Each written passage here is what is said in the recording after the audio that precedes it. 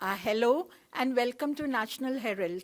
We have with us today Sudha Bharadwaj, an activist who has just been a month ago released from the Baikala prison. And she is in conversation with Santoshi Mishra, Flavia Agnes, and Varsha Bhogle.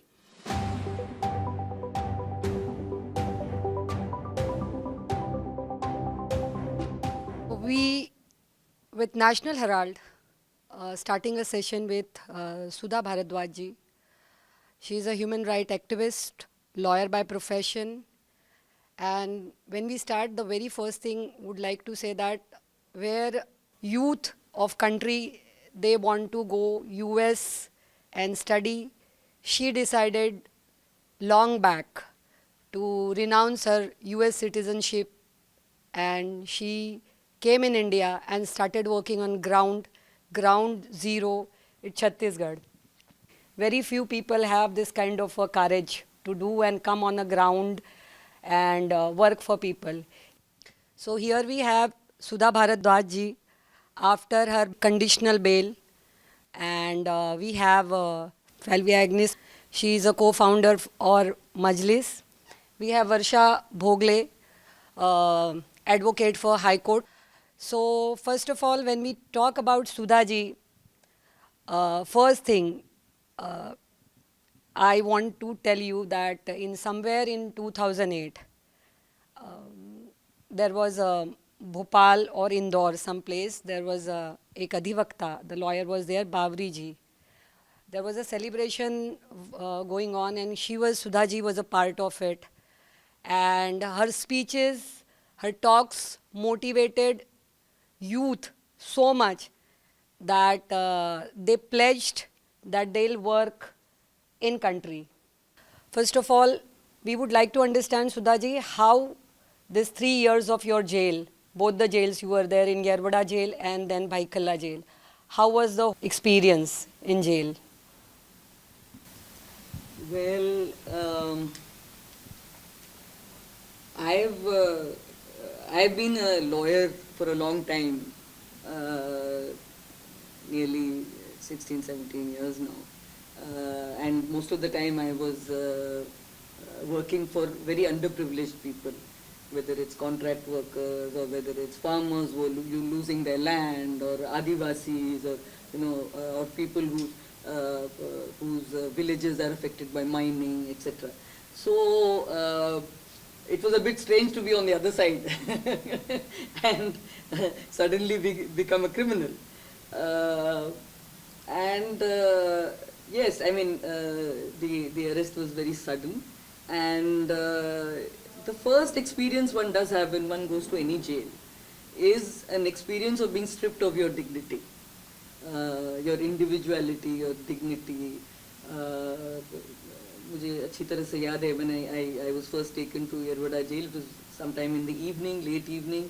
I was asked to go to the neighboring room to the gate and चलिए कपड़े उतारिए, squat.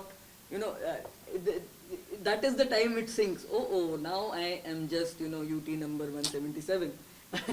Now I do not have any individuality anymore. Your stuff is thrown around. No, all this doesn't work in the jail. Sorry, you have to this ये सब नहीं होता. And then you're given your patti and your ghongri and your chadar. And in Yerwada they still have the aluminum vessels which we see in the Hindi films. So your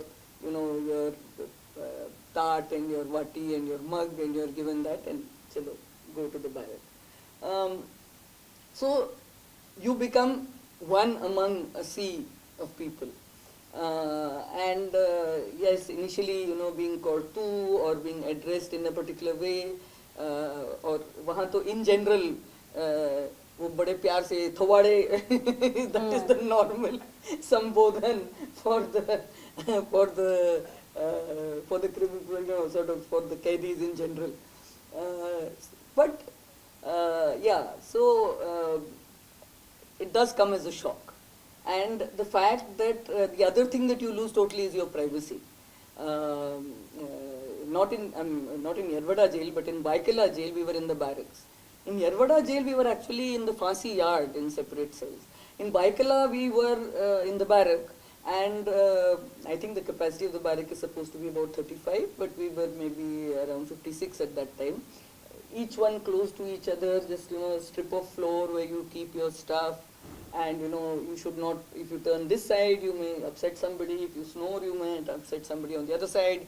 So you're basically and Squeezed. you have, yes, and you have 4 bathrooms between all of you.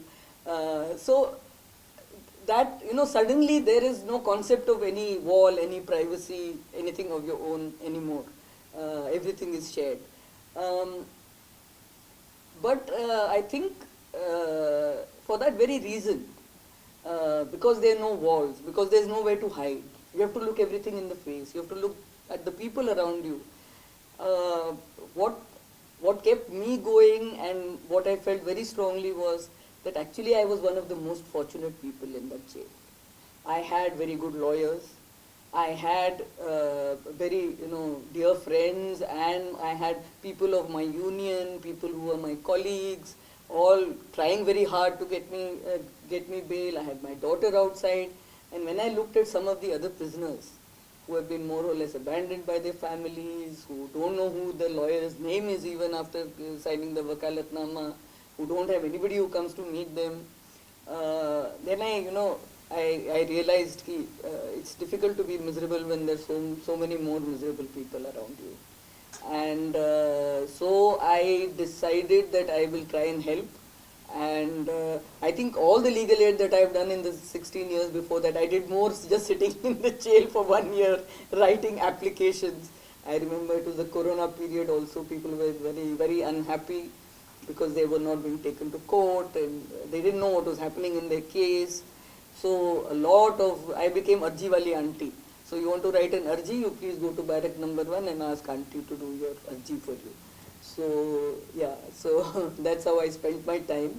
And I think I learned a lot about the criminal justice system. And the biggest takeaway for me from there is that if we really, it's in the constitution that we have to give legal aid. It's a constitutional mandate due to which all these legal services authorities are created. But the legal aid must be effective. To really give effective legal aid, if we don't give that, then we are allowing miscarriage of justice to happen. So I think as a lawyer, that is what I took away from the 3 years, and I would really like to do something to help to strengthen the legal aid system.